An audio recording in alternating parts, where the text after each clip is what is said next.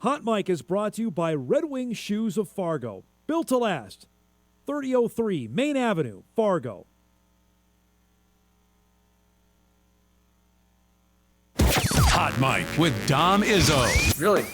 Really, Dom? No. I like what Dom's doing. Okay. Dom Izzo. Jeez, come on, Dom. What do you think I am, a magician? Yeah, I'm fired up, Dom. What else could I say? Absolutely. It was great to get on the field, and then Dom came up to me, and I'm trying to walk away from me. I just wanted to enjoy myself out there. Hot Mic. Great job. There's got to be some kind of intelligent question about something. Coach Dom Izzo, WDAY in Fargo, North Dakota. Can you give me a layup or something? Hot Mic. Presented by Northwestern Mutual. That program is second to none. On the networks of WDAY. You know, if it's not about sports, I find it very hard to concentrate. Here's Dom Izzo. Good Tuesday morning. Welcome, everybody, to Hot Mic on WDAY Extra. Hello to everybody in KSFL in Sioux Falls, KNBN, and our ever-expanding television networks in Rapid City and all parts in between at Inforum.com. It is Tuesday, the 28th day of July, 2026, as we say hello to you on this rather sultry Tuesday morning. Just get used to it because it's not going anywhere, apparently, for the next week or so. And we've already had it for a few days. I've had it with the weather as it is. I'm just not a fan of when it's hot. I'm one of the weirdos who likes when it's cold outside, but that's just me. But we'll grind through it. It seems fitting that the weather will be the way it is, with football practices beginning or already underway. NFL teams are all going. The Viking veterans report today. Their first practice is tomorrow, and it will be hot for them when they get outside at Egan and get on the big grass fields next to TCO Performance Center down there. And that means everybody will be at camp. There's plenty already going. And we know tomorrow the Bison and UND will start their journeys to the 2026 season, and it all gets underway. What seems fitting, it'll start hot, and when we're done, we're begging for more layers outside. But that's the great part about it. We got a lot to get to on this Tuesday morning. So we click down. We're 6 days out for the Major League Baseball trade deadline.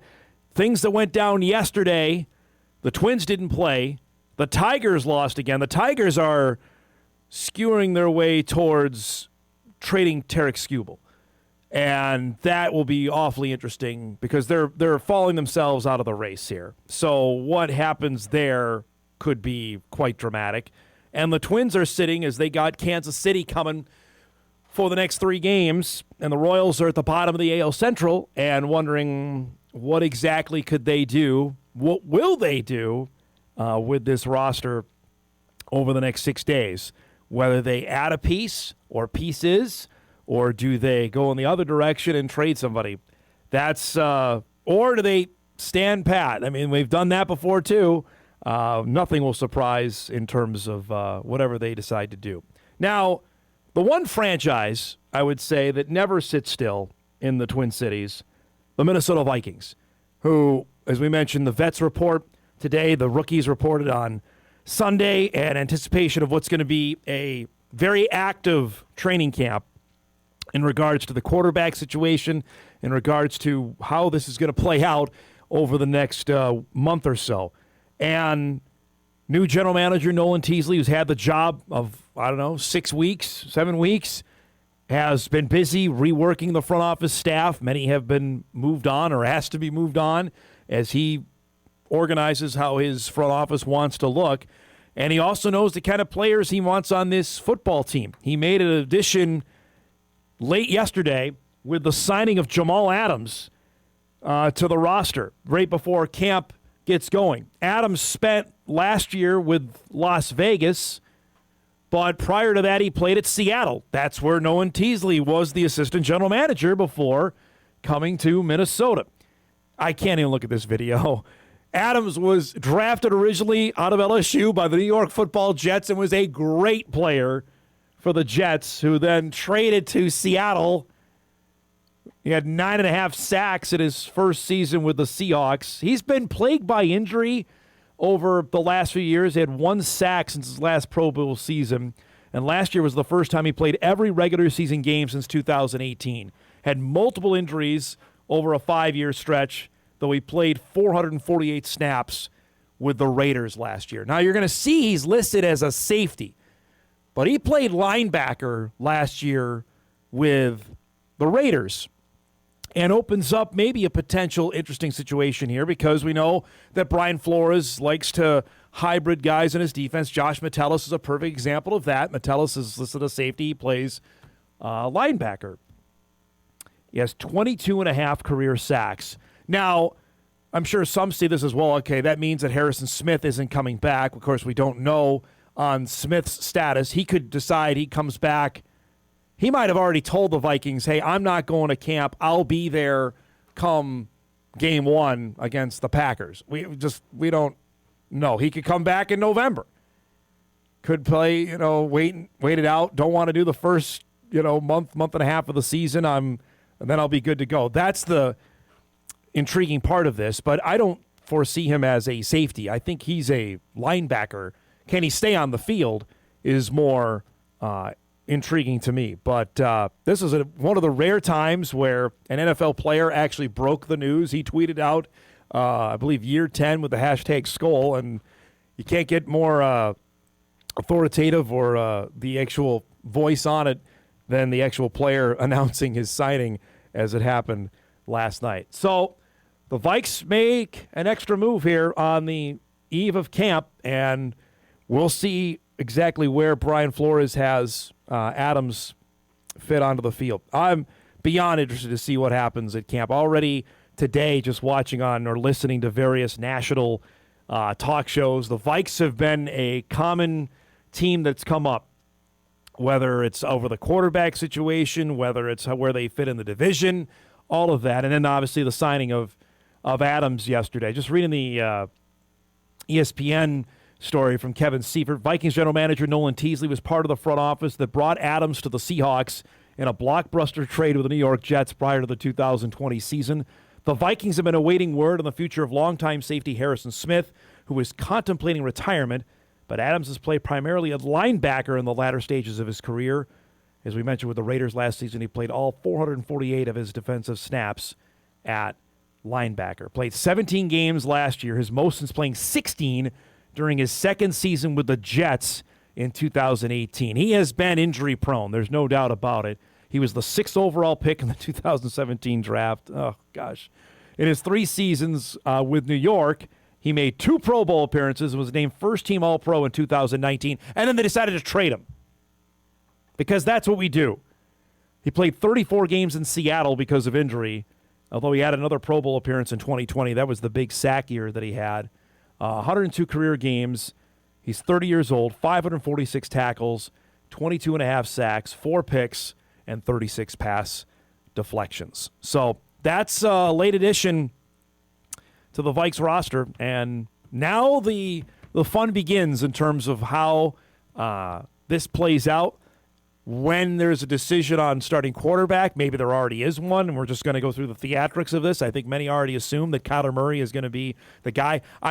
Can't wait. I'm all on board to see what the drama is, to talk about it every day on our program, and to see and try and decipher every word that Kevin O'Connell says during his word jumble press conferences. His first one is later today, so I'm sure we'll try and decipher that coming up on the show tomorrow. Looking forward to that. As football season is earnestly here now after with camp getting going tomorrow. One other thing here before we get rocking and rolling here on this Tuesday. I put together, we have our last Mountain West coach interview today. Rob Harley is going to join the program later on, the head coach of Northern Illinois, who's the interim coach after Thomas Hammock left to take a job with the Seattle Seahawks after a 3-9 campaign at NIU a year ago. They're just 2 years removed from winning in South Bend against Notre Dame. That was the only loss that the Irish had prior to making the college football playoff 2 seasons ago, which is still, you shake your head at that and how all that went down. But wanted to go through, I know Bill Connolly from ESPN put it out in May when he had his conference primer on the Mountain West, of the, at least to me, the top 5 Mountain West games for this upcoming season.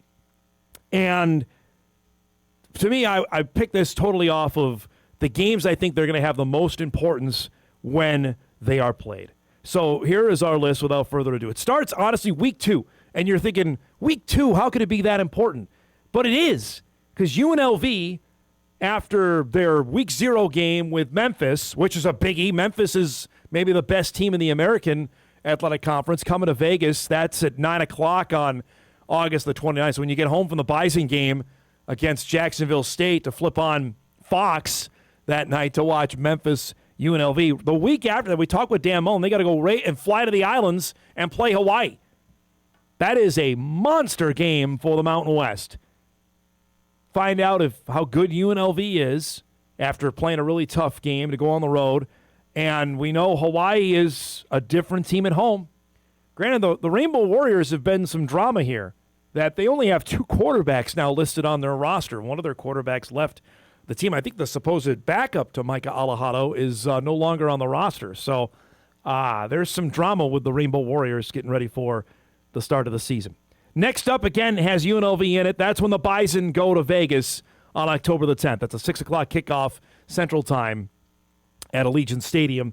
And just the way that the stars seem to be aligning, that potentially could be one of the games of the year in the league. It just seems to me that there's going to be some, I don't know, talking's not the right word, just some energy, some juice surrounding that football game. And it depends, honestly, how the two teams are playing coming into that. Bison the week prior will have hosted Wyoming and have a bye the week before that. UNLV will be coming in after hosting Cal, which is obviously a non-conference game, but that's a biggie with an ACC school coming into Vegas. I believe that's UNLV's homecoming game as well when North Dakota State is there at Allegiant Stadium. And I know Mike McFeely wrote about this, that the attendance numbers are a bit overinflated at Allegiant Stadium. It's not 30,000 or 35 they get. It's more about 19. We'll see what the Bison turnout is for that particular game when they go on October the 10th. The next is October the 24th, and that again involves the Bison at New Mexico. Now, the Lobos have things in their favor in 2026. When I say that in terms of scheduling, because they get the heavy hitters to come to Albuquerque this year. They have NDSU at their place. They have UNLV at their place. They have Air Force at their place. That's big. The only road trip that might be concerning for them, outside of playing Oklahoma, which is its own deal, is at Hawaii. They have to go to Honolulu, and that's the week before the Bison game. So, again, mark that down. We're talking all about how Hawaii and that effect, that's a biggie to me. New Mexico plays at Honolulu the week before they play the Bison. How's that? After effects of that. Jason Eck talked to us about travel when we were out in Las Vegas, so let's mark that one down for October the 24th. November the 7th, I put Wyoming at UNLV on there as well. The Cowboys, I think, are going to be better than what many think. I think defensively, they are really good. I think they're going to be rock solid defensively. Offensively, they haven't been able to find their way out of a paper bag here over the last couple of years. Can they be better on that side? If they are, then they can find themselves near the top of the league. You see a recurring theme here. I have UNLV on here 4 times because I think they're going to be in the mix, obviously, at the top of the league. And the last one is their game with New Mexico on November the 14th, which will be a rather large development for that football game.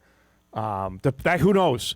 Could that be for a spot in the Mountain West Championship? Could it be for potential to stay undefeated? Who knows? I just have a feeling that game on November the 14th is going to be a large one. UNLV's got some biggies before they even get to conference play. I mentioned that Memphis game. They have Cal. The week prior, they play New Mexico. They host Wyoming, as you see. So that's 2 biggies back-to-back there for UNLV. So those are, at least on paper here on July the 28th, the top 5 Mountain West games. And there may be a few others with Air Force in there. I don't think, in total offense to San Jose State, Northern Illinois, UTEP, that they not be involved in any of the major games on the schedule this year. But to me, those are the ones that speak out to me, especially that game, the Bison game at New Mexico. because the Lobos are playing at Hawaii. We're hammering the fact the Bison go to Hawaii on November the 14th, and they play at home the following week with Northern Illinois. Worried about what the hangover is after that. Well, what's the hangover for New Mexico after going to Honolulu and then hosting NDSU the week after that? All things we don't have answers to because we just don't know. We're going to see it play out in real time here in the not-too-distant future. By the way, UNLV has back-to-back roadies. They go to Hawaii, and the following week they go to North Texas. And I know North Texas isn't what they were. Their all-star quarterback transferred up. It's at Oklahoma State now. But still, that's yikes. They actually play 3 straight road games. They have a bye week thrown in there, does UNLV, but they go to Hawaii, to North Texas, and then at Akron. And then the schedule flips for them where they get some home dates, including that Bison game in the middle part of October. I got an email in also, speaking on Mountain West scheduling, because I think people have been on ESPN's website, and when they look on like the schedule of games, if you go into the scores tab, and if you put the drop down menu under Mountain West, and there will be a particular game. Let's just pick the Bison game against Wyoming in early October. That game is slated for the CW network. But it lists on there ESPN Unlimited, which I've had some viewers and emailers on this say, is that on ESPN or ESPNU? It's not on ESPNU, but it is on ESPN Unlimited. That is the separate streaming service that ESPN has with the CW network, that if you have ESPN Unlimited or if you have YouTube TV, I found out last night, that is now part of the deal, that you can watch the games that way. Now, granted, the CW is available over the air. I have to remind everybody on that, and we're going to hammer this when we get about a month from now once we're on the doorstep of the season, because we're a month and 1 day out from the first football game. But if you have YouTube TV, like if you cut the cord and you don't have an antenna, okay, that's fine. You can watch the CW games through YouTube TV. You can link your YouTube TV account with your ESPN account, and bam, you've got the games there. That's another way to watch, which is pretty sweet, honestly. Now, I'm not a big wrestling guy, but if your SummerSlam is this weekend at US Bank Stadium, you can, if you have a YouTube TV account and apparently ESPN account, link them up. You can watch SummerSlam this week. Not that I'm going to do that, but I could. That's part of the new deal that YouTube TV has with ESPN Unlimited. But that, I got a few of those, so I wanted to make sure we address that. And we will have our best TV infomercial on how to watch Bison football, I would say, in about a month from now. We're going to feature in a part of our preview shows that we're doing, but we'll make sure we get it on Hot Mic as well to let everyone know, here's where the games are, where you can watch them. Please don't call me, and we'll rock and roll from there. It'll be a recurring theme throughout the year because they're going to be on a bunch of different channels this season. We have a packed show coming up for you here on this Tuesday morning. Our guest lineup is brought to us by Northwestern Mutual. Our guy Mike McFeely will join us here in studio at 9:35. Chat some fall camp storylines as North Dakota State opens fall camp tomorrow morning or tomorrow afternoon. We'll chat with Mike about that and some other topics with the columnist from the Forum of Fargo-Moorhead coming up at 9:35. At 10 o'clock, West Fargo Horace standout Brett Livingston will join us. Part of our Best of the Weekend feature yesterday. He announced over the weekend his commitment to Western Illinois football. A young man who was going to play basketball, ended up going football route. He's going to play Division I for the Leathernecks in Macomb. We'll visit with Brett about that and the prospects for the Hawks in 2026. They open camp next week in North Dakota high school football after a really good year in 3A that flamed out in the opening round of the playoffs. What they have in store in 2026. And as I mentioned, at 10:35, our final Mountain West coach interview will be with Rob Harley, the interim head football coach at Northern Illinois, what he's got planned for the Huskies this year and trying to earn that job on a full-time basis. He was named head coach in late February after Thomas Hammock left and inheriting a job where now they just got a transfer at quarterback in Teron Dickens, formerly of Western Carolina, formerly of North Carolina, formerly of Tarleton State. He just arrived earlier this month what the Huskies have in store for the Mountain West and FBS football in 2026. That's coming up at 10:35. That and a heck of a lot more here on a busy Tuesday. We'll take our first break. We come back. We're normally not big on engagements on this show, but there was a large one that happened that Hot Mike had a direct relationship for. We'll tell you about that when Hot Mike returns right after this.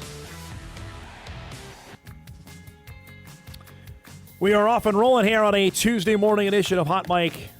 Glad you're joining us.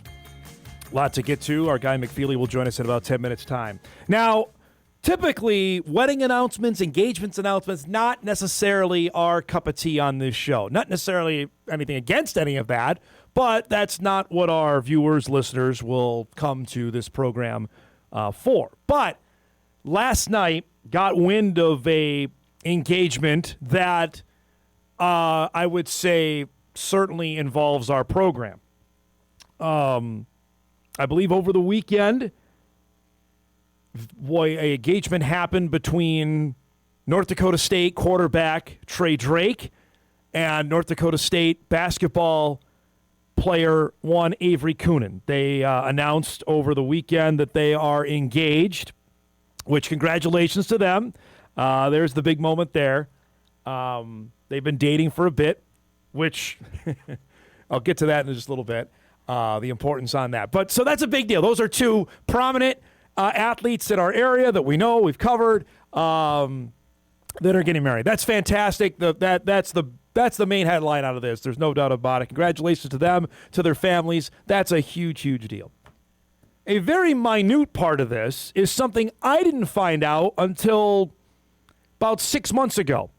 And I'll try and condense this story as best I can, even though many know I'm long-winded.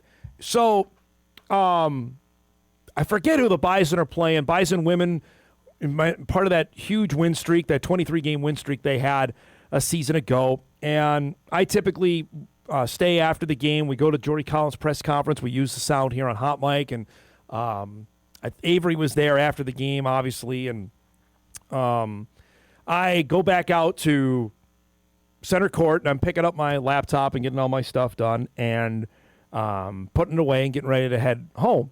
And as I'm walking back towards the Shield Center, back towards the basketball court, I saw Trey Drake. And I think I knew at that time that Trey and Avery were dating. And I just, hey, good to see you. I always talk anything New York with Trey because he's a fellow New Yorker like myself. Trey's from Jamestown, New York, which is on the western side of the state, just outside of Buffalo. And we're just, chatting up. And he then drops this line, hey, do you know that Avery and I met on your show? And it took me a second. I'm like, what? And he said, yeah. And it might have been the next game, home game, I saw Avery afterwards. And I said, is this right that you and Trey met? And her face lit up and goes, yeah, absolutely, that it was on your show. So, and then Avery asked, do you have that show? Because it's not online anymore. Because we have a bunch of our shows that aren't archived anymore online.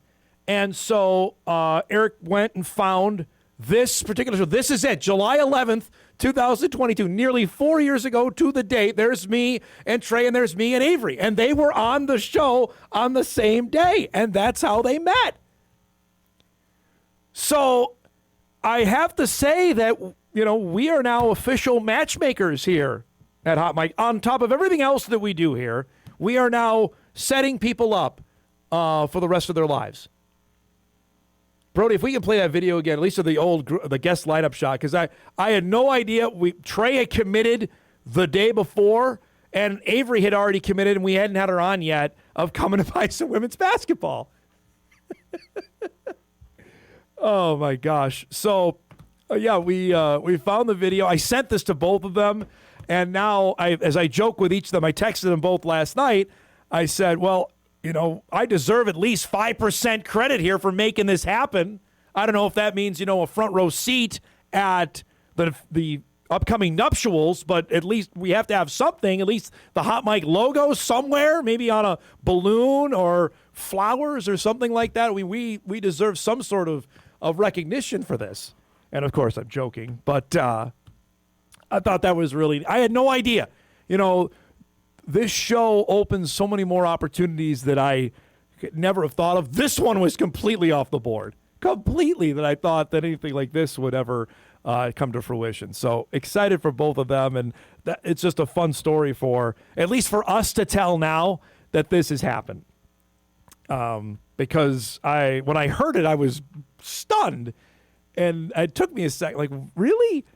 And then I went back and like, holy cow, yeah, they were both on the show on the same day. And it's fun to actually go back and look at the studio, which is still the same. Honestly, the brick and mortar, everything. But you look at what we've accumulated more junk in here over the last 4 years. But we're still rock and rolling here in our palatial palace. So that was fun to look back on. Congratulations to both of them. Trey on the doorstep of fall camp getting going for him in his junior season. Avery getting ready for her senior year, although now she typically has another season if she'd like to use it with the new eligibility model that came into place with the NCAA. We'll see. But I believe we're going to try and get Avery on later this week. The Bison are having their youth camp going on here the next couple days, but hopefully later in the week we can have her on, because we gotta hear that story now told, because we didn't talk about it when she was here in April when she announced she was going to come back for her senior season. But now that this is official, we have to tell their part of the story on that, and wondering when my invite will come in the mail. But that was just fun to see. All right, let's break. Bottom of the hour here. We'll get back on track. We come back. Speaking of Bison football, fall camp begins tomorrow. Who are the players we're going to keep our eye on? Our guy Mike McFeely will join us to answer that and much more when Hot Mike returns on a Tuesday morning. We're back right after this.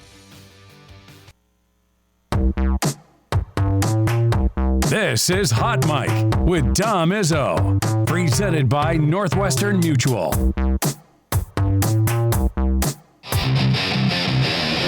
Oh, it's Mr. McFeely. I have seen the future, and he was wearing number 5, and I ain't talking about Robbie Grimsley, folks. Took out the muffins, took out the trail mix, took out the cookies. They stole the monster cookies. Wow, that's awesome. That is so awesome. Let's do some broadcasting. Yeah. Mike's appearance on Hot Mike is brought to you by Sunset Lanes of Moorhead. It is Tuesday afternoon, or morning, with our guy Mike McFeely. Joins us each and every Tuesday at 9:35 on the precipice, the doorstep, the eve of Bison football camp. Good morning, my man. How's it going? It's going just fine. It's not 4 million degrees outside at 9:30 in the morning Central Time, so it's all good. I'm engrossed in your latest series, summer series. Last year was picking the top 100 Bison football games of the D1 era, which was an awesome project. This one equally is fun, looking at the former Bison FCS rivals that have moved up to FBS football. Yesterday you featured Georgia Southern. Today on Interim.com, headline is Sam Houston Money and Seismic Shift Made FBS Make Sense. We were there at Huntsville in lovely May of 2021 when the Bearcats were on their way to winning the spring national championship. Little did we know that a year and a half later they were gonzo. Right, and by that fall, actually, they had announced that they were going to Conference USA because of the whole, domino theory happened in college football realignment. But first off, when I started to look into this, I think North Dakota State is the 22nd team to move from FCS. Actually, Sacramento State would officially be the 22nd team to move from FCS to FBS just since NDSU became an FCS program in 2004. Wow. That's not, if you go back farther, obviously there's way more schools. But if you look at that map that's with my columns on this that our guy Troy Becker put together. Really sharp. I mean, you, like that's, there's, even the schools that didn't win a bunch of national championships, there's some pretty good football schools and locations. I know Charlotte hasn't been like a huge thing in FBS or FC, but that's a pretty good location, a pretty good school. Kennesaw State, we thought, was an up-and-comer.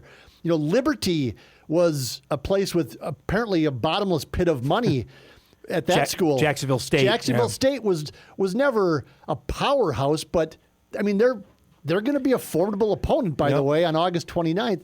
And so I kind of went, wow, that's just a lot of really good teams. And then, as I wrote, there have been 48 FCS national champions since the subdivision was created in 1978. 48 national champions. 29 of those trophies, not teams, but the trophies are gone to FBS. So there's only 19 trophies, if you will, left in FCS. And that's among all the other reasons that North Dakota State wanted to move to FBS. Right. That to me is one of the ones that I was touting all these years was it's like the old Will Smith thing in the Fresh Prince of Bel-Air. It's like, the meme that's very popular. There's like nobody left. All the furniture's gone. And Casey Keeler, which was great. Bobby Williams at Sam Houston and Casey Keeler. Always a good quote. Now at Temple, was at Sam Houston, obviously for a decade. They were great. I mean, in the story today, if you go online at inform.com and read it, very upfront about what was going on. And Sam Houston was certainly preparing behind the scenes to go to FBS, but they weren't ready necessarily when they made the jump. And Bobby Williams, but we had the opportunity, and we had to do it. And he said, luckily our president was on board and said, let's do this. Because he said, and I didn't use this quote, but he said, if we would not have made the move then, and we would have to pay $5 million like NDSU did, plus the 12.5. Right. He said, I don't think we'd be able to do that. So we had the opportunity and we made the move. It has not been all roses for Sam Houston or Georgia Southern, the other school that I wrote about yesterday. But I certainly don't hear any pangs of regret, at least from Bobby and KC, even though he's at Temple now. He got on board eventually. But even at Georgia Southern, it felt like there was a vibe of kind of like, well, regret? It just like it maybe hasn't worked out quite like they thought it was going to. And it was tough on Georgia Southern because there's nobody left at the school that was there in 2013 when they made it. 2014. Yeah. And so I talked to a couple of former players and radio guys, and they're like, well, at the time it was the obvious move. And I asked Frank Selkowski, who's one of the radio guys. Frank on, and I said, so you keep using the term at the time. So is there like regret? And he goes, I don't know that it's regret, but certainly with all the changes in college football, that's really made it really challenging for us. Well, at that time, too, when Georgia Southern was thinking of going, App State was going, and that was their biggest rival. That they were, and that was a huge story. I remember that. I don't think anybody, well, I shouldn't say that because the AD at Georgia Southern literally quit over it. Yes, because I remember that. He did not want to go to FBS. He also didn't want to play the Bison in a regular season game. Correct. Gene Taylor happy about that. Get Gene on to recall that. That is Montana State. Yeah, both of them. Great memories. Gene Taylor, big fans of those schools. But yeah, it at the time it was hard to argue against Georgia Southern moving up. They weren't the powerhouse. They had three really good years in a row, but there was a gap between like 2000 and 2010 when it wasn't they weren't quite what they once were. They had a couple of different head coaches, but that's in the weeds. I mean, these schools are there, and now North Dakota State is with them. Sam Houston said move it up 3-9, 10-3. That was in 2024, and then 2-10 last year. Yeah. So I mean, and Conference USA is not. I would say super strong league. And what Casey Keeler told me was, and he'll tell anybody because Casey's great. Microphone in front of him, he'll go. Hey, I'll say this. I put in an interview, and I'm not knocking Signetti here, but I put in an interview request to Indiana to say, hey, and I outlined, I said, hey, could I get Coach Signetti for 10 minutes over the phone? Want to talk to him about James Madison transitioning to FBS because now NDSU is going. The Indiana SID got back to me very quickly and just said, I just don't think that Sig is going to have any free time for that. And I go, that's fine. Casey Keeler, I put in a request to Temple. I mean, within 15 minutes, I got, give me a call anytime. Here's my cell number. Call me anytime. You remember you? You remember you from here? Maybe vaguely. He certainly remembers NDSU. Sid wants to talk anything about NDSU. I've already written this, but Casey, I asked him, I said, so can we expect then a home and home between NDSU and Temple? And he laughed. He goes, no, you cannot. Not interested. And he said, I never want to see those colors again. The green and the yellow or whatever it is.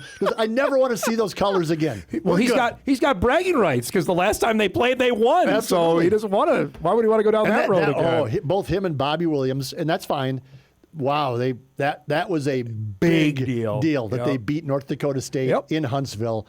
That was wow. Which is fine. That's good for them. Absolutely. But wow, that was a big deal. They were inches away from losing that game. But what by the way, Casey Keeler will tell you, and what he told me was, actually, while Sam Houston was an FCS, they were never one of the schools that was well funded.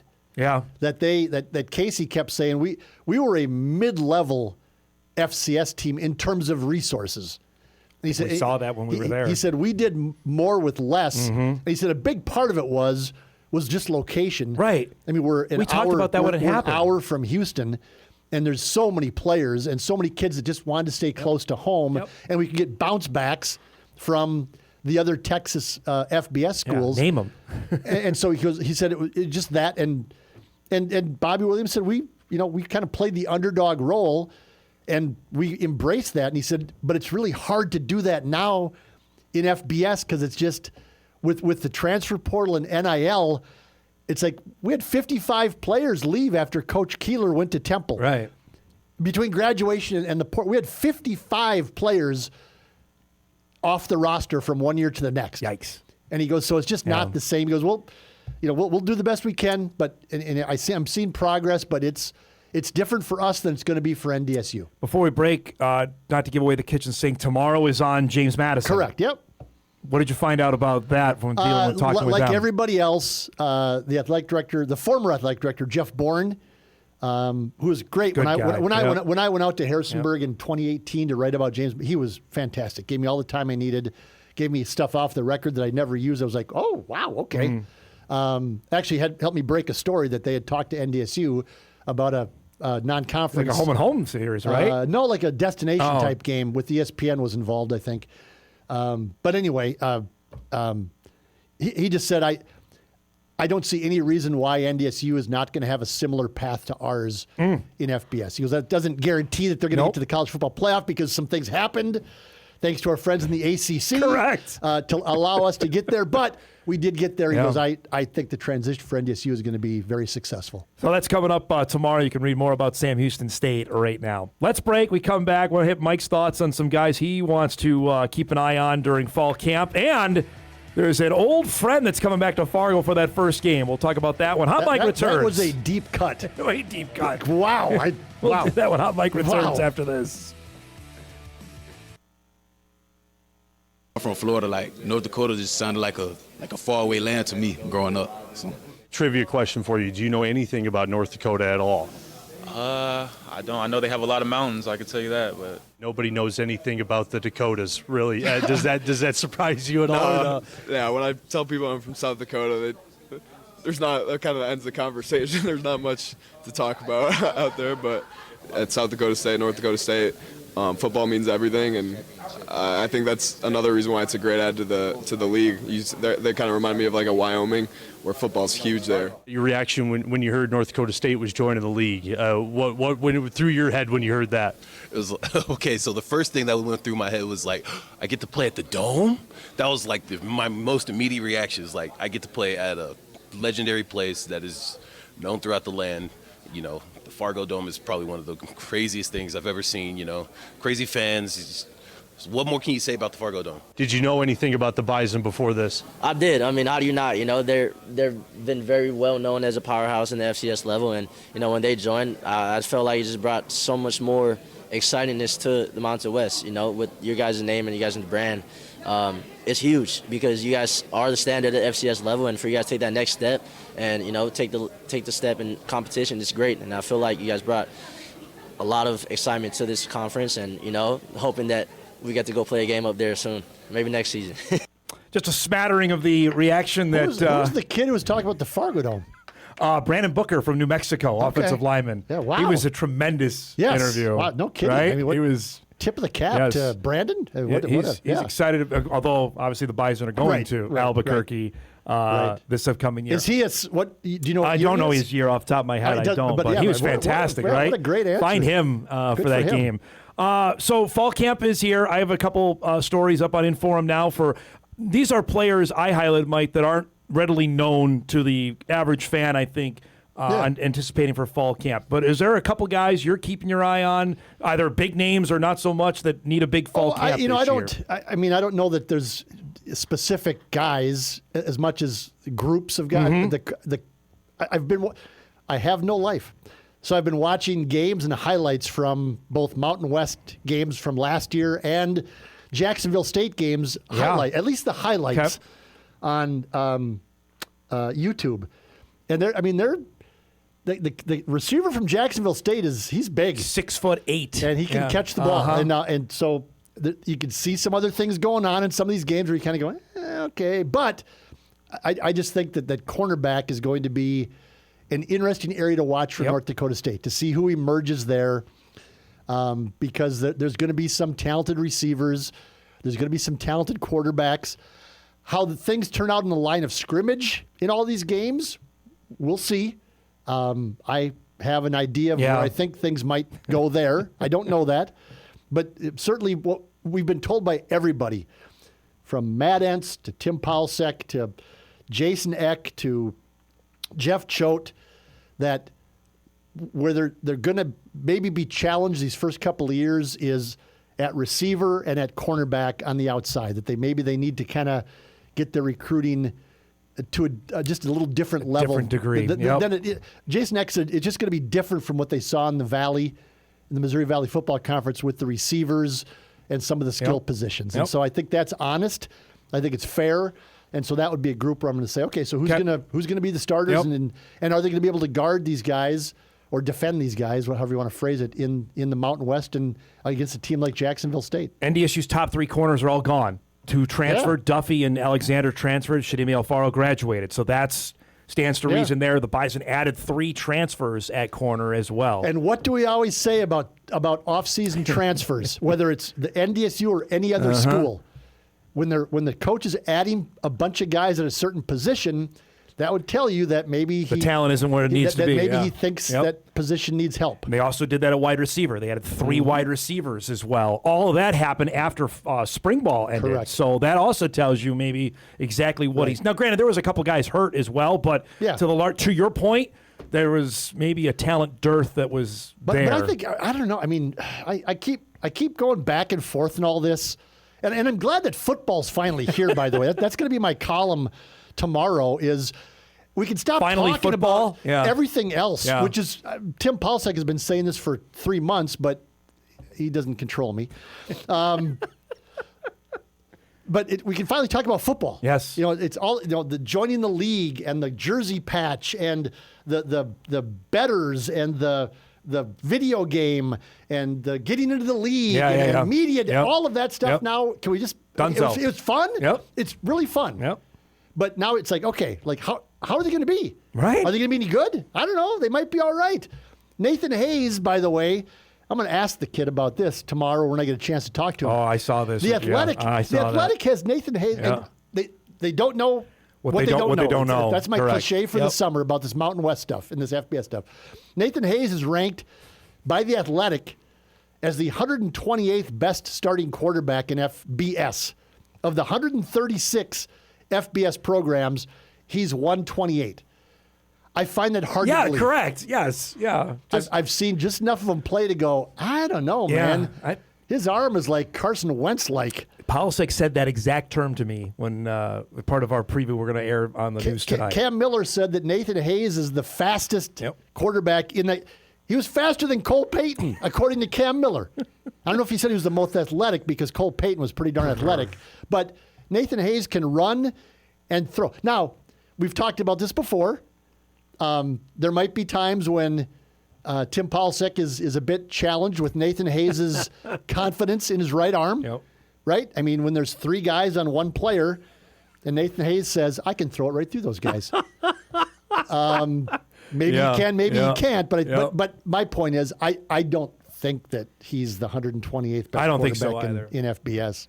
I got a late email. We got to shift gears on this. Dom, you haven't asked Mike at all his thoughts on the hated rival 76ers getting LeBron James to go with Jaylen Brown, who the Celtics gave My away. segment done? You can walk off, drop the mic, and leave here. No comment. Philadelphia looks loaded there. What did Boston do that? How many basketballs are going to be on the court at one time in Philadelphia? Well, I had that sent to me as well. There's just one. There's only one basketball, and there's at least 3 guys that need the ball in their hands a lot. Brown, LeBron, and Tyrese Maxey. All are ball-centric offensive players. Jaylen Brown was a little bit because he wanted to be the man, the guy in Boston. Yeah, and Jason Tatum was always going to be the man. And so he went to Philadelphia. Like, well, okay, but now you might be the 4th option now. Love Jaylen Brown. Yep. But we'll see. All right. We'll see. We'll see if they're loaded. We'll see. Exactly right. But they're going to be on TV a ton. No, that's going to happen. You should have my wife on to talk about I'm sure she's really excited about the Jaylen Brown. She said words I can't repeat on television. I mean, as you know more than anybody, my vocabulary off the air is maybe a little spicier than it is on the air. My wife was putting me to shame. And she's a beautiful, darling, soft-hearted woman. Oh, man. And she was like San Diego, 1947 at the Navy Harbor there. I mean, wow. My God. One quick one here. I don't know. I tweeted this out. If you saw the Yankees promotion that's coming up at the end of next month, saw that. Yep. The Costanza calzone. Yep. So we got him playing ball. I got him sleeping under the desk here. I have to get that one. The calzone one is just fantastic. Great. But calzone. What is the thing, Costanza? Paid with change. He goes to fantastic place. Larry David was the voice of George Steinbrenner, by the way. Yes, for people who don't know that. Yes, he was, and he was fantastic in that. Great to see you. We'll see you out at camp tomorrow, all right? Yes, Mike McFeely joins us each and every Tuesday at 9:35. His appearances are brought to us by Sunset Lanes over in North Moorhead. We'll break. We come back. We'll start our second hour. Talk one of the top high school players in our area that's going to play D1 ball. It's coming up when we start hour 2 after this.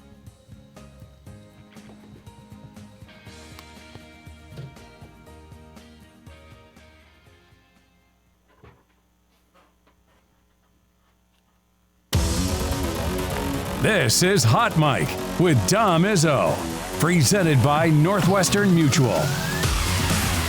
Welcome back, everybody. Hour 2, ready to rock and roll here on a Tuesday morning. Northern Illinois head football coach Rob Harley will join us about a half hour, chat about the Huskies, and they're moving into the Mountain West Conference. You saw that Horace Hawks logo bring us back here to start our second hour. We featured it yesterday on our Best of the Weekend that we have another FBS or Division I football player playing in North Dakota, which brings the number up to 8 for the class of 2027, and we're not done, I don't think so, before December signing day.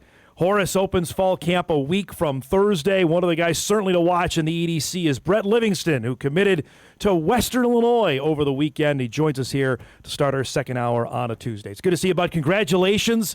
This has been a unique recruiting world, I got to say, considering basketball may have been the lead, then football won out. Tell us about your commitment and why Western Illinois was the pick. I'd say Western Illinois was the pick because I went down there. The coaching staff was great. They had great energy and just was a very welcoming experience for me. What about them when they came to the table? How much did you know, and what did you find out when you went to Macomb? I went to Macomb. I found out how much they were interested in me. I didn't know that too much, and just how much they wanted me on their program. What stood out when you were there to say this is the spot?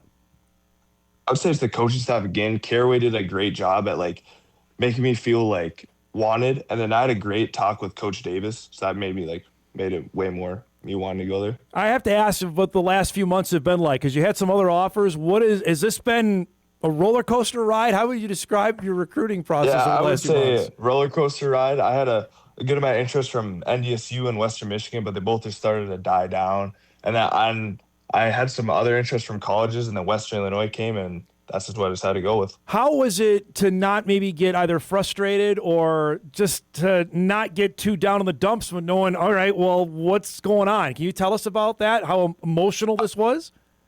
I would say my coaching staff helped me a lot with it. Like, I got down, obviously, but they helped bring it up. Like, there'll always be other opportunities that really helped me out. Was there ever a point you're like, I don't know what's going to happen? Did you ever feel that way? Yeah, I did. At the start of the summer, I was like, I don't know what's going to happen. Maybe, like, I have, yeah, that's basically it. But to have this come about, was it almost out of left field, the Western Illinois stuff? Yeah, it was very randomly. Like, he contacted me one day, and then we got on the phone the next day, and then he offered me, like, within 24 hours of meeting me. When you have that go down, what does that change for your mood? Like, okay, suddenly it goes from, A to Z that maybe something will happen here. Yeah, it made me a lot more interested, and like it gave my interest back for sure. So we just watched a bit of your highlights from last year. You play wide receiver. What position are they looking at you in Macomb? Tight end. Okay, what do you make about that? What's the transition like, go from wide receiver to tight end, if there is any at all for you? I would say there is a lot of transition. I got to learn more about the blocking scheme, stuff like that. Obviously, gaining more weight is probably the biggest thing, and just like the physicality that comes with it. I was going to ask you about on the weight part of it. What are you at now, and what do you think you need to be at to be effective in college? I'm at 225 right now. I'd say probably around like 240, 235 as probably a freshman, and then 245 plus, I guess, the years gone. So are you putting on the pounds now, or does that start after high school ball's done? I would say it's right now. I've been putting on a lot of weight, but it'll probably be more after high school. To have this over and done with, is it relief? What's the last couple days emotionally been like for you? I would say it's a big sigh of relief. Like, I don't got to keep worrying about, like, I see all these other people committing. Like, when am I going to get my time and stuff like that? We had Aiden Green, your teammate, on a couple months ago when he made his commitment to Western Michigan. Describe the fact you guys are both going to be playing Division I football. How big a deal is that for West Fargo Horace? I'd say it's crazy. Like, 2 years ago, me and him would have probably never thought that, like, to be honest. Why do you say that? Just because where we were at, like, our program wasn't, like, we were good. Like, we had a really good sophomore year, but it's just, like, the amount of grind we both put in and obviously make each other better has probably helped both of us.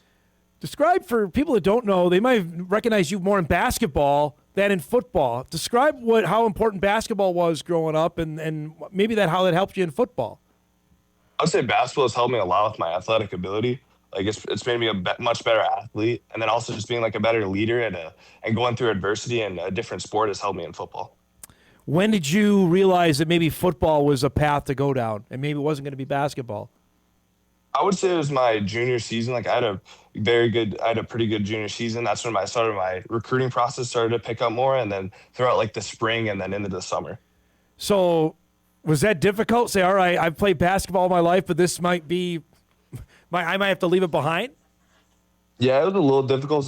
Basketball is, like, the sport I love, and it's just, like, kind of crazy how much my interest flipped in the span of, like, a year. So now if I would have told you that even this time last year, as you're getting ready for fall camp, would you believe me?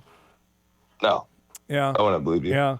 So I have to ask here, I'm going to rip the Band-Aid off of last year's football season. You had a great regular season. Obviously, playoff didn't go the way you guys wanted. Just take me back to that and the aftermath of that game with Bismarck Legacy. What was the day after, a couple days after, how difficult a loss that was?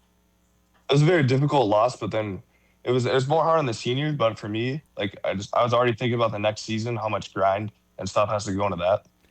Now that you got a year of 3A football, what did you like about it? What do you know now that you didn't know this time last year? I would say it's more physical, I'd say, and there's a lot better players in 3A than 2A.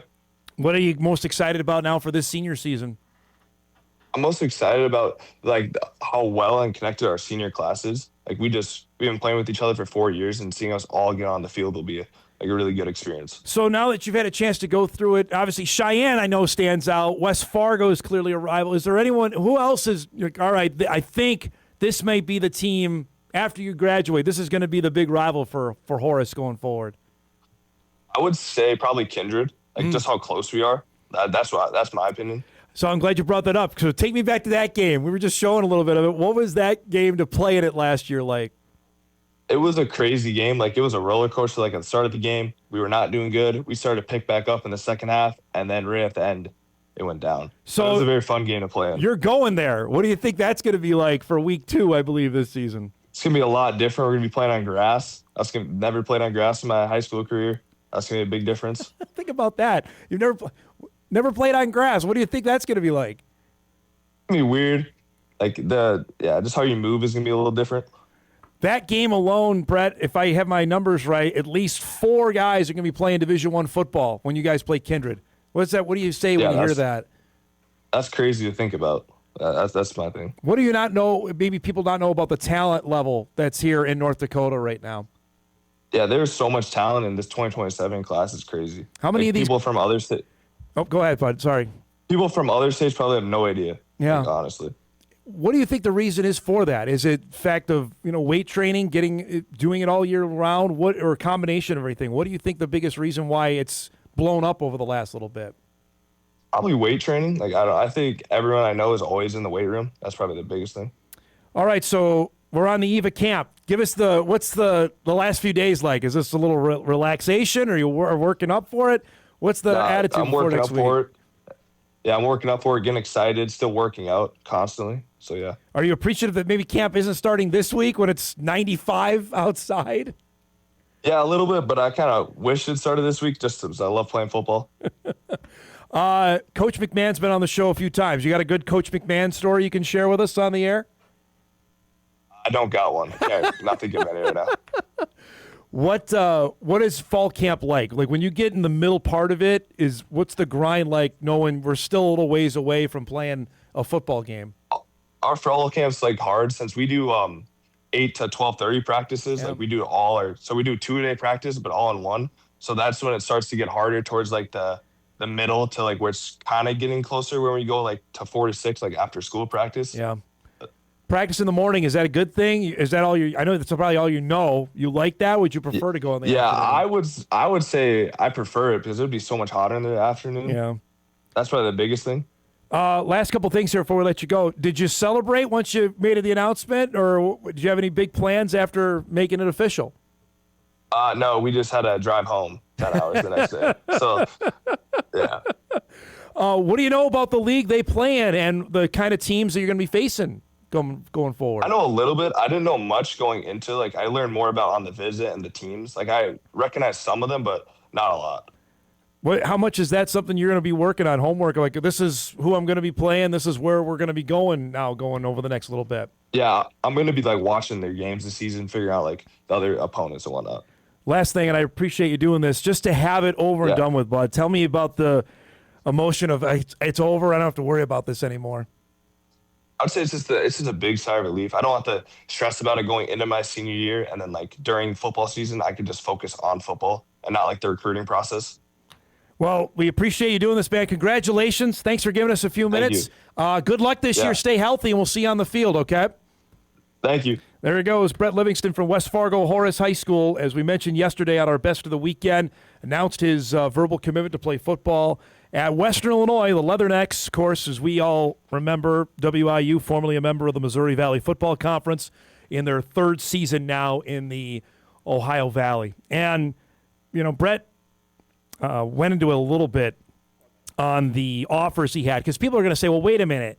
Why is he going to Western Illinois when North Dakota State, Western Michigan had offered him? And they did. Both those schools offered in January and I think February for Western Michigan. And he said those offers dried up. And for those that don't understand how the recruiting world works, that just because the offer is there doesn't mean it's going to always be there. And that may sound unfair, may sound mean, cruel. That is the way the recruiting world works. Sometimes that an offer goes out, coach may really like said player, and I'm not speaking of any school in specifics. I'm just talking in generalities on how this typically works. That offer would go out, really like said player, but then either another player catches their eye that may play that same spot. I'm like, oh, well, we already offered a scholarship at that particular. Well, their conversation we had, you know what? We like you a whole lot, but we like this guy more. And in a way, it's dating, because there are no rings being put on fingers right now. These are all, even for Brett for committing to Western Illinois, that is a soft commitment. It's a verbal. There's nothing locked up with it. It's not till December when the ring actually goes on. I mean, okay, now this is signed, sealed, and delivered. And it works the same way on the coaching side of it as well. Just because an offer was extended doesn't necessarily mean they're ready to date, to use it in relationship terms, right? They are in maybe the process of dating, and maybe they get down the road, okay, we're gonna date, we're gonna be together. And I think that's maybe the best way to explain it for people that aren't in the nitty-gritty world of how recruiting works, because that may seem on the outside like, well, okay, because I know we have some pretty hardcore football fans around here that certainly know Western Illinois has not been great in football. And for this young man who had offers at other spots, like, well, wait a minute, why would he go to a school like that? That's probably more often the reason than not. Someone who did offer him, he's going to take it. And you know what? See what happens from there.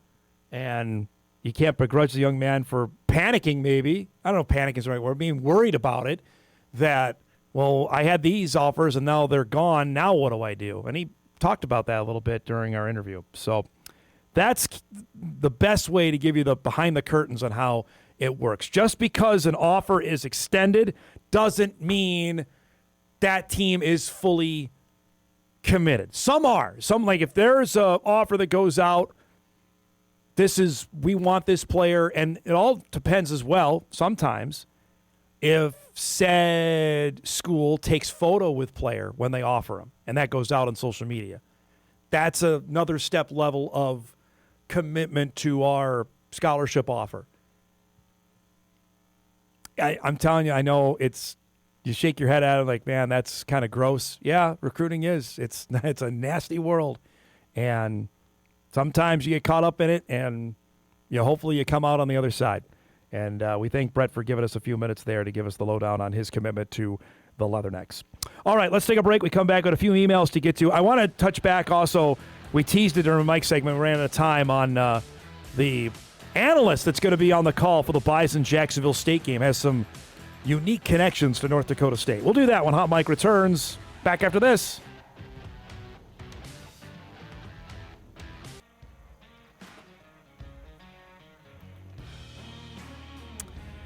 Welcome back, everybody. Thanks to Brett Livingston for giving us a few minutes there. All right, we teased this in the first hour, and we ran out of time to get it in. Yesterday, CBS announced its announcer pairings for the first few games of the college football season. Typically not necessarily a noteworthy item here on this program. Obviously different deal. And frankly, I was miffed on this story, and for its deeply personal reasons, that we're not doing the game. WDAY, myself, Kyle, Sam, we're not doing our team. We're not broadcasting the game with Jacksonville State and North Dakota State. So when I saw it, I'm like, I don't care. I want to be doing it. I want Kyle to be doing the analyst role. I want Sam on the sideline. And that's personal. So let's put that aside, because nobody cares. I care, but that's not what our viewers, listeners care about. And it's a big name. That's why it's a story.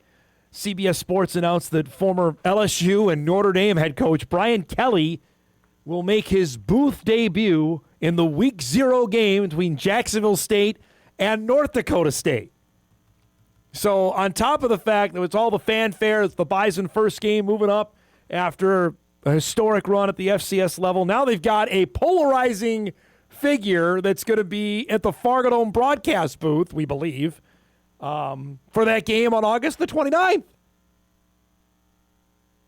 He was just let go at LSU last year, so he's still getting paid handsomely out of Baton Rouge. He's also going to be in the studio as part of their college football coverage. There's another former coach that also has ties to North Dakota State that's on CBS Sports payroll. That's former Eagles and Jags head coach Doug Peterson. Doug Peterson has been here. I have interviewed Doug Peterson outside the Fargo-Dome prior to the 2016 NFL Draft when he and Jeffrey Lurie, the owner of the Eagles, were in town at one Mezzaluna downtown. I'll never forget, I got a tip that Jeffrey Lurie and Doug Peterson are at Mezzaluna with Carson Wentz. I went down there and I got video outside of them sitting down and having dinner. Like, oh, the Eagles might be drafting Carson Wentz. He's also going to be on the CBS Sports Network crew. The Bison have, 3 games on CBS Sports Network this year? The game with Jacksonville State, the game with Wyoming, and the game with San Jose State. Now, I bring Kelly up because he also has been to Fargo, although it's been a little bit. Say 35 years. His coaching career, people know he was the coach at LSU. They know he was the coach at Notre Dame. They know he was the coach at Cincinnati before he got the Notre Dame job. He was the coach at Central Michigan before he got the Cincinnati again. In fact, he left Central Michigan the year before the Bison went to Mount Pleasant and pounded him by 30 points. But prior to the job at Central Michigan, he was the head coach at one Grand Valley State, Division II powerhouse for a long time. And in fact, his first year as head football coach at Grand Valley State was 1991. And as luck would have it, the season opener in 1991 took Grand Valley State to one Fargo, North Dakota, and Dakota Field to play the Bison. Found this clip from the WDAY archives. The heartbeat of the prairie has been Bison football. A program that has flourished with character and pride would be severely tested on opening night in the 1991 season. New blood had arrived in Fargo. Lynch rambled 31 yards as Grand Valley answered to a 7-6 advantage. Hull left the Bison shocked, allowing NDSU's offense only 3 plays in the last 15 minutes of football.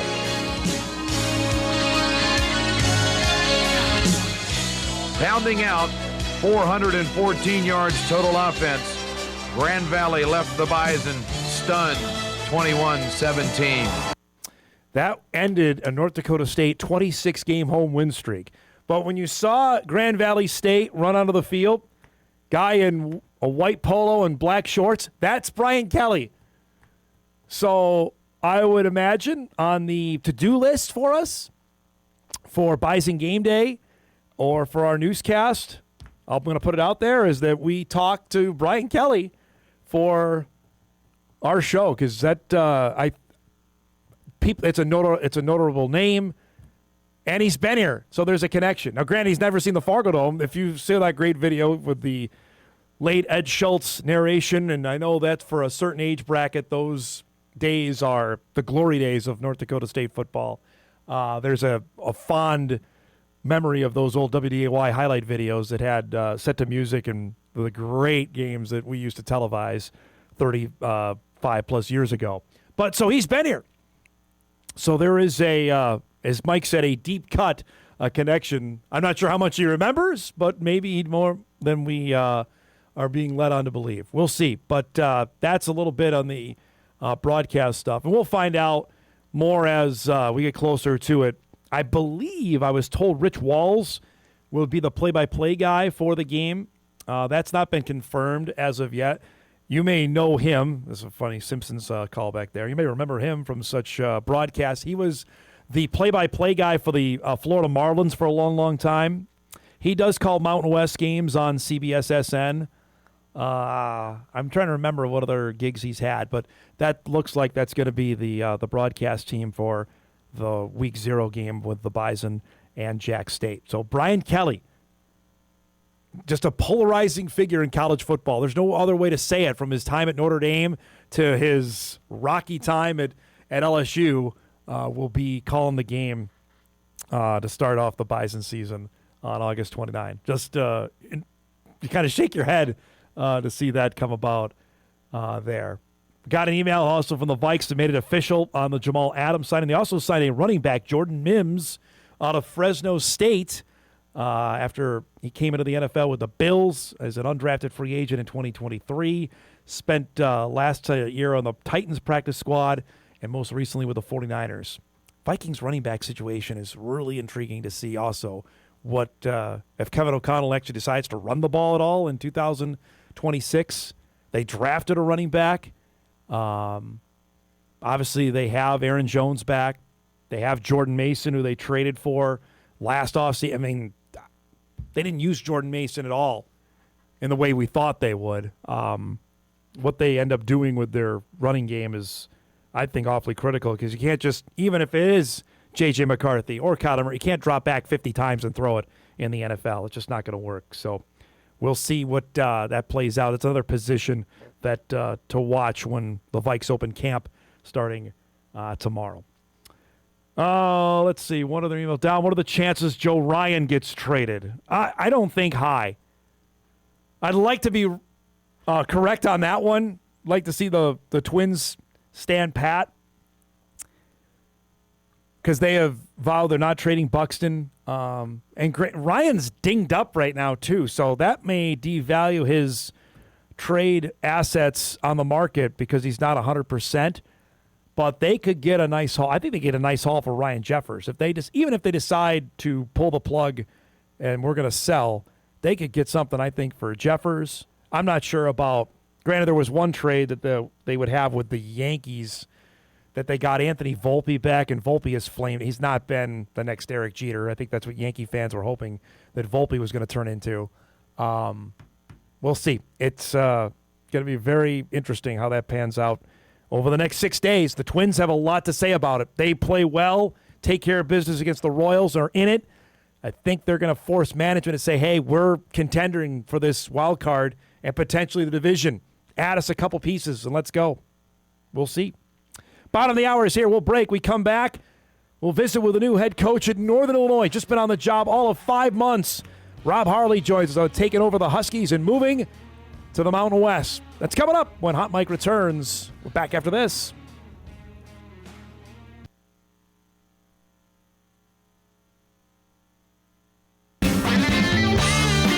This is Hot Mike with Dom Izzo, presented by Northwestern Mutual. All right, welcome back, everybody. Final half hour here on a Tuesday morning. So we have run the gamut now on the coaches in the Mountain West Conference. Today is our final one. We're going to put up, I'll have this up on Interim later today, of the all the interviews we did with the 10 head football coaches, ranging from Tim Polisic, Dan Mullen, Jason Eck, Jeff Choate, you name it. We'll have it in one location for you at Inforum. So if you missed any of them, and I've gotten some great reaction, people have really enjoyed these, you can check them out and watch them back or save it on file when the game comes for that particular week to check it out. Our last one is with Northern Illinois. And the Huskies, I definitely remember where I was when we found out that the Mountain West Conference was talking. It was one Brett McMurphy report. I remember looking at it on the computer to my right, like, what? They're going to take Northern Illinois over NDSU? And that was the case. They did. And Northern left years of tradition in the Mid-American Conference. They left Maction, and they are one of the 3 new league members, much like UTEP and NDSU. Now, Northern Illinois had a stretch. Tim Polisic knows this full well. He coached at NIU for 1 year when Jordan Lynch was the quarterback in 2013. Polisic left to coach at NIU, and Lynch had a Heisman Trophy-worthy season. He was one of the finalists that year for the Heisman when Rod Carey was the coach. And, boy, they were humming then. They were 12-2, 11-3, 8-6. I mean, they were right near the top of the MAC. Carey left in 18. Thomas Hammock took over, and it has been fits and starts. 5-7, 9-5, 3-9, 7-6, 8-5, bowl games there. 8-5 in 2024. The highlight of that, of course, was the monumental upset at South Bend. They beat Notre Dame. And then they went crashing back to earth last year with a 3-9 mark. Hammock then left in February, got a job with the Seattle Seahawks. And on top of the fact that they're heading into a new league, now they got to find a coach. They turn to their defensive coordinator, and Rob Harley, who's a former player, played at Ohio State, was a member of the Buckeyes national championship team in 2002. He's a former sports anchor as well, so you're going to hear that in some of the answers he gives me. There's some polish to him as well about doing interviews. And is handed a roster that, frankly, I won't disarray is probably too strong a word, but needs some work. They added another player. We mentioned Teron Dickens got added to quarterback in July. So this next month for them will be beyond interesting to see how things set up. On top of the fact that they play 2 Power 4 teams on their schedule, and they play one of the best FCS teams on their schedule, and they only have 5 home games on their schedule. A wider range of topics we hit with the head coach of the Huskies. Here's my conversation with Rob Harley. We're joined here by Northern Illinois interim head coach Rob Harley to visit with us here at Mountain West Media Days. I can't even imagine what the last 5 months have been like for you. Can you tell me where you were when you found out that Coach Hammock was leaving and what your reaction was after that? Well, he did a great job. Obviously, there was some discussion before. There were some opportunities that might come up, and they had come up in his past before he and I were together for a year, and there was some things that he was kind of alluded to maybe not being able to pass up. And so there was a little bit of, we didn't know that we were going to actually get the job. Yeah. But so he did a great job communicating and backing me, and so obviously we owe a lot to that. But at the same time, you know, he's got a heck of an opportunity, and everyone wished him well, and then at the same time you had to take a step forward and you had to go do that, and it was an undertaking, you know, in terms of just making sure. I think that's the number one thing that in sitting in this chair that you find out is that you are the engine to all the avenues of a program, and obviously that's very logical, but in order to actually go execute that. And so to sit down with all the players within 48 hours, all 96 of them, and to be able to look them in the face and make sure that they understood that, number one, what do you need from me? Yeah. Number 2, here's how I see the direction of where we'd like to move. I think was a huge weight off a lot of people's shoulders. The defensive guys looked at me and said, "Wait, Coach, why are we meeting?" Yeah. We get that. But from a holistic standpoint, it was cool because it's less about me and more about the support I got from being in the role. You described going into a new league as well, and you being an interim coach. I mean, there's a lot of newness going on here when you start practicing a little bit. That's right. Well, I would say there's more excitement than there is trepidation or thought about challenge, because there's going to be challenge in everything you do in this sport and in this conference. And I know NDSU will feel very similar. You know, from a quality standpoint of what this league is, I think that's the best adjective you could use about a conference, quality. And top to bottom, there's a challenge every week, and you want that. And there's a lot of talk about when we go into meetings with the coaches in the conference about putting somebody in the CFP. And you can't do that without a quality, challenging league. And that's exciting. That's exciting. I don't care if you're in it for 12 years or 1 year coming in as the new head coach. It's exciting to be a part of it. I know it was brief. Can you tell me your experience with Maction and what playing on Tuesdays and Wednesday nights were like as a coach? From a coach, I think it's less because there's still a 7-day prep time. Yeah. You're Tuesday to Tuesday or whatever. From a fan, I get it. I obviously get that, and we don't want to be diminishing the feelings of that. Hey, listen, especially from distance, you want to try to come catch one of our games, but you're working, you can't take off work, and it's a week. So I see that. I would ultimately say if it playing on Saturdays enhances the fan experience, it's going to enhance the player experience, and we love that. And I just want to play wherever we can spot the ball. I want to play. If that's on Sunday, Saturday, and it'll be exciting to be Saturdays. Do you describe how getting Teron Dickens? I mean, this is late in the game to add a player of his quality. I got to meet him last year. I was the host of the Walter Payton ceremony, and he finished second in that. Had a great career at Western Carolina. What can he do to your team? Granted, didn't go through spring ball, and now here comes your practice in fall camp here in a week and a half. Yeah, right place, right time in a lot of ways, right?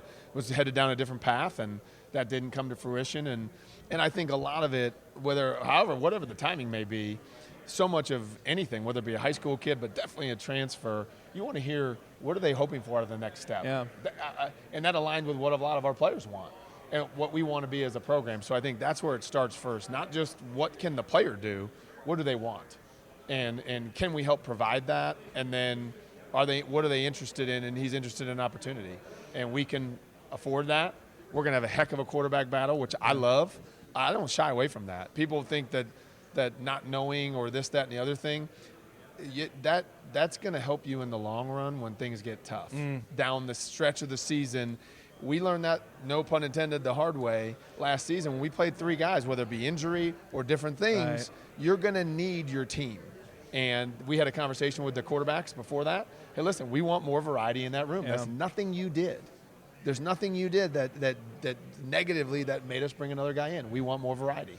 Is that something, do you have a set in mind, like I want a decision here by a certain date when you want to name a starting quarterback?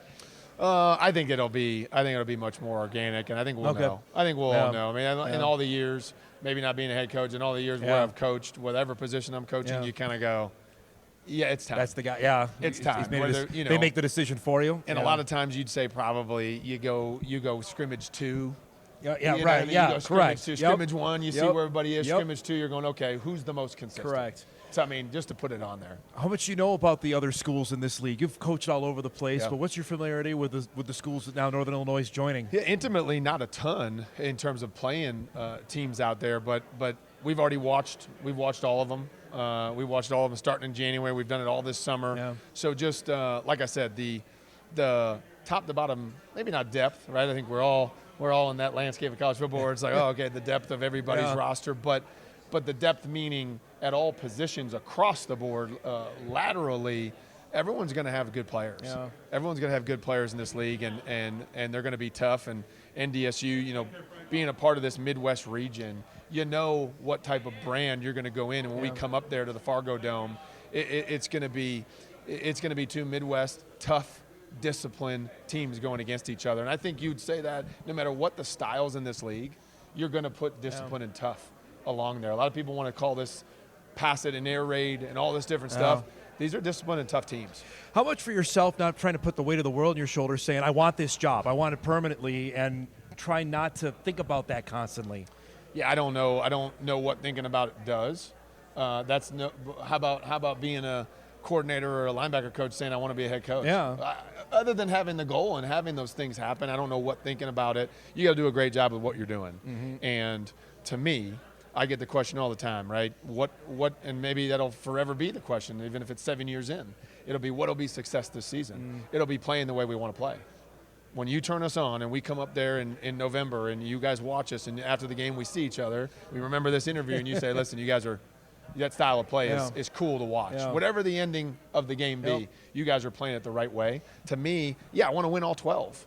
We don't prepare to lose a single game, but you can't begin to even try to win if you don't play the way you're supposed to play. I know on the schedule, Illinois State is on there, which is a familiar school to North Dakota State. They ended the FCS run for NDSU. The challenge of those games, knowing FCS team that's pretty quality, it's an in-state rivalry game. They know they're going to be really geeked to play you guys. What's the inherent challenge of facing a team like that? Well, it's Illinois. Yeah, it's the Battle of exactly. Illinois, and we look forward to a heck of a crowd, right? You talk about Saturday games, night game. I mean, it's a heck of a program. I mean, the runner-up. We have the OC that was there last year, so that'll be interesting. Yeah. And you probably need, in a lot of ways, more of those. You like more of those matchups moving forward in a lot of different ways in a lot of different conferences. Those regional, in-state matchups. And again, nothing's easy. There's not a single game that'll ever be easy on a college football schedule. Yeah. Last thing, you were on the dark side. You were in television for a while. Right. How much does that help you now as a football coach? I think that if you can talk to an inanimate camera and you can add it and make it a third party, I think that just from a communication standpoint and the ability to be genuine to come off genuine, not that they're trying to be manipulative, but to be able to make people feel that, I think that's where I think it just comes from experience and reps. Yeah. And I do think that helps. I think that was the toughest part. I don't know if you agree in TV when I first started is talking to the camera. Yeah. And I remember all my buddies going, you sound like such a weirdo because you don't sound normal and like yourself. No. And so I remember going back and I remember putting my phone on the table and talking to it and just seeing if I could look more relaxed. Not relaxed, right. Not have a TV voice. And this is my normal voice. And I think that if you can talk to an inanimate object, I'm pretty sure you can hold a conversation with any person in recruiting in the living room or on TV. Thanks so much for doing this. Good luck this year. We'll see you in November, Appreciate it. Thanks so much. Northern Illinois head coach Rob Harley joining us here at Mountain West Media Days. Good conversation there with the head coach of the Huskies. I'm really interested to see what happens for them this year. And he's right on the last part. There's a TV voice. Some people have that. Some have like a big boy. Like I don't know why they feel like they need to do that. I think for people that know me, this is how I talk normally. It's loud, and it comes through the microphone that way. And I will apologize for it. It's got me where I'm at. That schedule, by the way, you saw that up there for NIU.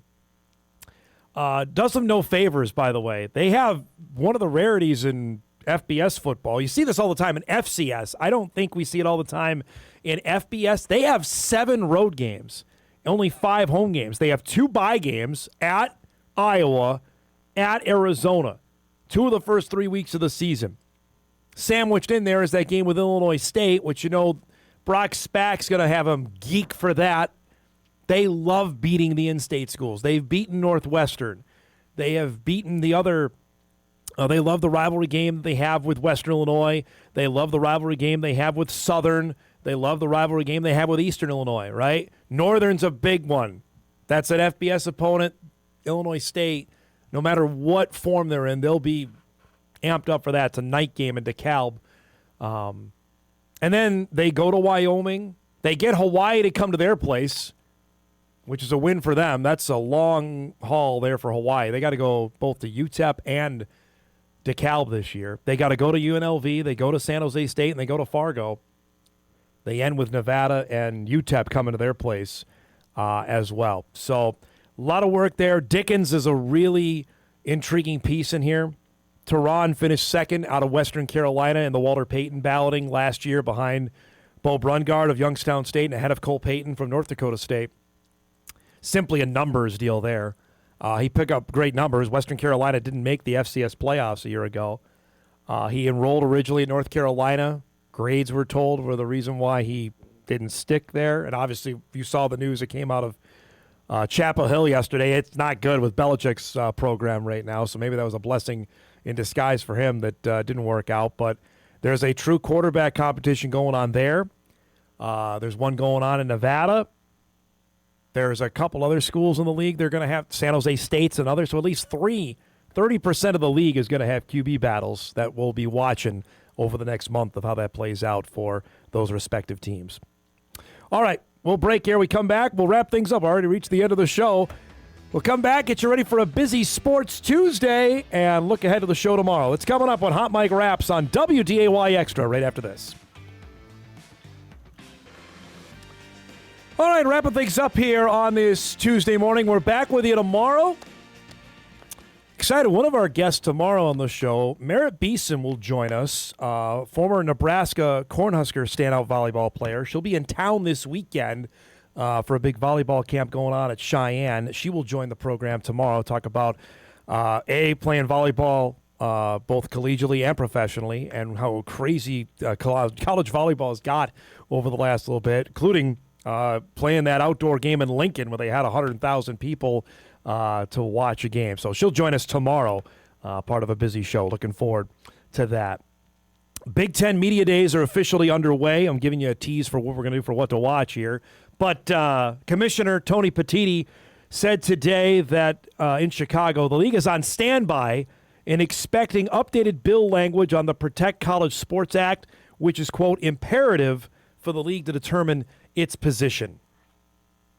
Granted, that is the bill that's trying to meander its way through Congress. John Thune, the Senate Majority Leader, Republican out of South Dakota, said last week that doesn't look like it's going to get to us before the August recess. They are literally up against it here. They've got basically 2 days to make this happen before the Senate goes into its August recess, which this is a major thing. But the SEC and the Big Ten are not on board with what the language was. We'll see. They keep changing it. I don't know what it is going to entail when we get to the final part of this. The other one thing that Petitti said, I love when commissioners have this floor to boast their chest, saying that the Big Ten is responsible for the most wins in the expanded college football playoff era with 11 wins. We are the best league out there. There you go. Let's do some What to Watch before we get out of here.